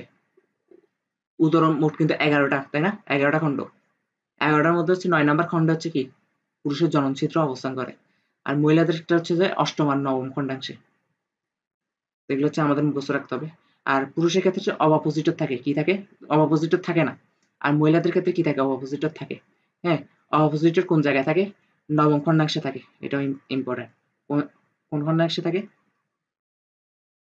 নবম খণ্ডাংশে বা নবম স্ক্লাইডে থাকে। হ্যাঁ, উদরের নবম স্ক্লাইডে। হুম, উদর থেকে হিসাব করতে হবে। আমরা কিন্তু উদর থেকে 1, 2, 3 হিসাব করতেছি, তাই না? নাহলে তো ঘাস ফড়িং পুরো বডিটাই কিন্তু স্ল্যাড বা খণ্ড দ্বারা গঠিত। কিন্তু আমরা এখন হিসাব করতেছি উত্তর থেকে। তাহলে নবম খণ্ডাংশে হচ্ছে অপোজিটর থাকে। অপোজিটর কাজ কি? অপোজিটের কাজ করা হচ্ছে যে ডিম পাড়া। ডিম পাড়া। এখন তুই বল, পুরুষ কি ডিম পারবে? ডিম পারবে কি? মহিলা না। তাহলে অপোজিটর থাকবে কার? মহিলাদের না। তা হচ্ছে পুরুষ হচ্ছে অ্যানাল সার্কি থাকে, আর মহিলাদের হচ্ছে অ্যানাল সার্কি থাকে না। অ্যানাল সার্কি হচ্ছে যে পুরুষেরটা হচ্ছে দশম খণ্ডাংশে। কোন খণ্ডাংশে? দশম খণ্ডাংশে। দশম খণ্ডাংশ। এই যে এটা যদি 11 হয় তার মানে এটা 10 হবে না? এই যে 10 খণ্ডাংশে এই পাঁচ দিয়ে কি থাকে? একটা স্ট্রাকচার থাকে, এটাকে বলা হচ্ছে অ্যানাল সার্কি। এটাকে কি বলা হচ্ছে? অ্যানাল সার্কি। আর পুরুষের ক্ষেত্রে একটু বাড়তি পড়া লাগে আমাদের। পুরুষের ক্ষেত্রে 3টা জিনিস পাওয়া যায়। হ্যাঁ, একটা হচ্ছে সুপ্রা অ্যানাল প্লেট, অনলি পুরুষের ক্ষেত্রে। হ্যাঁ, পুরুষ ঘাস ফড়িং এর ক্ষেত্রে কি আরো 3টা জিনিস পাওয়া যায়। একটা হচ্ছে যে supra anal plate, supra anal plate. Okay, supra anal plate. তো পুরুষের ক্ষেত্রে হচ্ছে যে 10 আর 11 নাম্বার খণ্ডাংশ যেখানে জড়িত হয়েছে। হুম, 10 আর 11। এটা যদি লাস্টটা যদি 11 হয় তাহলে এর আগেটা 10 হবে না? তো এই জায়গায় যুক্ত হয়েছে না 10 আর 11? এই জায়গায় একটা ছিদ্র থাকে, কি থাকে? না না, অ্যানাল সার্কিট হচ্ছে আরেকটা স্ট্রাকচার, দুই পাশে থাকে, আর এটা হচ্ছে শুধু একটা ছিদ্র থাকে। 10 আর 11 নাম্বার খন্ডাংশের যে জায়গায় যুক্ত হয়েছে মানে সংযোগস্থলে একটা ছিদ্র থাকে, এই ছিদ্রটাকে বলা হয় পায়ুছিদ্র। কি বলা হয়? পায়ুছিদ্র। পায়ুছিদ্রকে ইংলিশে কি বলা হয়? অ্যানাস না? পায়ুছিদ্রকে ইংলিশে বলা হচ্ছে অ্যানাস। এই অ্যানাসের উপর উপরে একটা প্লেট থাকে, প্লেট দ্বারা ঢাকা থাকে আর কি, উপরে প্লেটটাকে, উপরটাকে বলতেছি আমরা সুপ্রা। সুপ্রা মানে কি? কোনো কিছু সুপার, সুপারিয়র মানে কি উপরে না, এখান থেকে আছে সুপ্রা, প্লেট তো প্লেটই, হ্যাঁ। আর এখান থেকে নামটা আসছে সুপ্রা অ্যানাল প্লেট, যেহেতু এটা অ্যানালের উপরে থাকে। আশা করি বুঝাতে পারছি নামটা কেন আসে। সুপ্রাঅ্যানাল প্লেট কোথায় থাকে? তার মানে সুপ্রাঅ্যানাল প্লেট অবশ্যই কোথায় থাকবে? পুরুষে থাকবে। পুরুষের 10ম আর 11 খণ্ডের সংযোগস্থলে, অবশ্যই উদরের মহিলাদের পায়চিত্র থাকে, কিন্তু মহিলাদের পায়চিত্রের উপর প্লেটটা থাকে না, সুপ্রাঅ্যানাল প্লেটটা থাকে না। সেজন্য এটা নিয়ে আমাদের স্টাডি করার দরকার নেই এখন আপাতত। হুম, তাহলে হচ্ছে সুপ্রাঅ্যানাল প্লেট থেকে আরেকটা হচ্ছে যে